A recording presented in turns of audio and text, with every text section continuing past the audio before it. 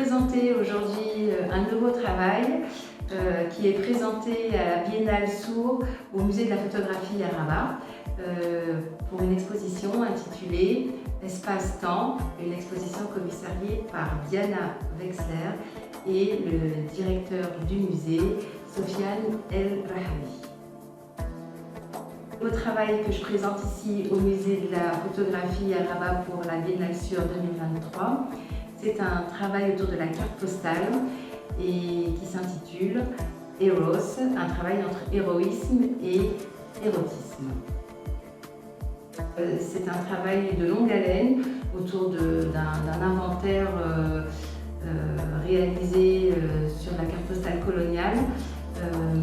de 1902 jusqu'à 1950 autour de la carte postale érotique. Après avoir travaillé autour de la mémoire et de la construction de la mémoire à travers les archives, il a été question bien évidemment de faire des recherches autour de ces archives et constamment je suis toujours tombée sur des archives cartes postales. Donc du coup, ma démarche c'est de véritablement prendre ces cartes postales et de se les approprier quand bien même ces cartes postales portent le conflit ou qu'elles soient réalisées par d'autres.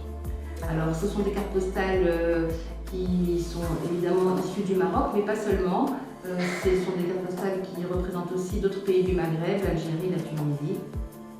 L'idée c'est toujours d'avoir cette trame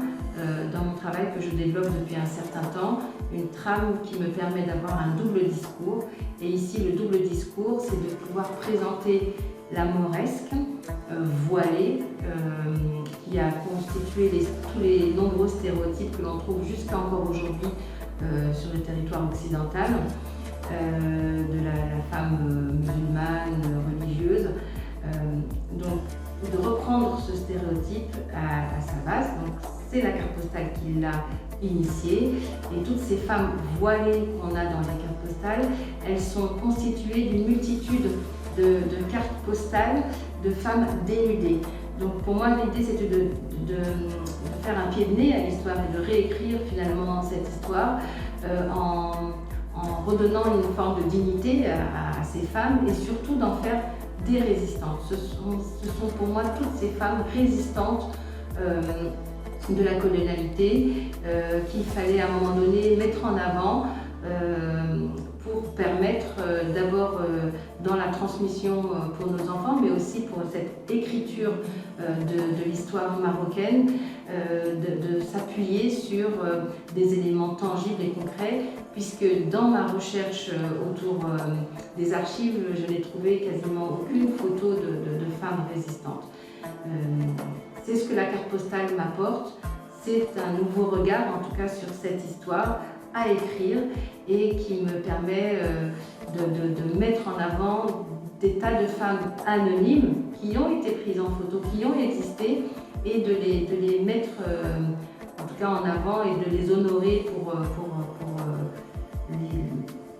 le combat qu'elles ont mené, mais en tout cas le simple fait d'avoir participé à cette histoire fait pour moi de ces femmes des résistantes à part entière. Le travail autour de la mauresque et le travail autour de la femme voilée, en tout cas le travail autour du voile, j'ai toujours refusé d'y faire allusion dans mon travail pour ne pas répondre à l'actualité médiatique qu'il y a en Occident. Et donc du coup,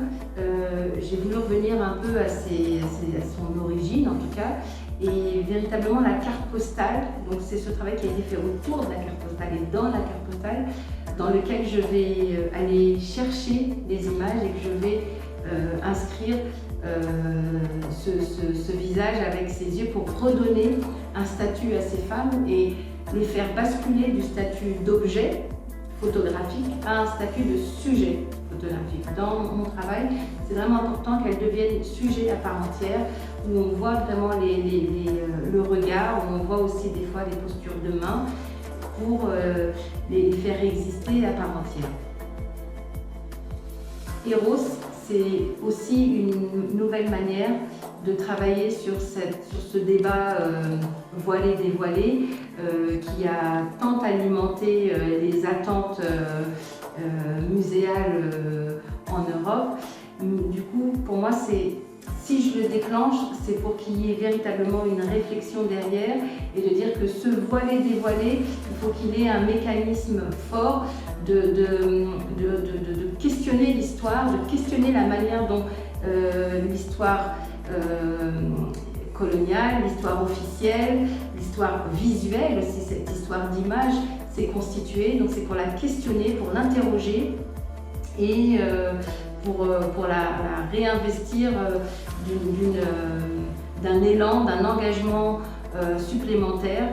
d'abord d'être pensée de l'intérieur, d'être pensée à partir du Maroc pour une histoire marocaine et pour constituer une histoire de la photographie marocaine.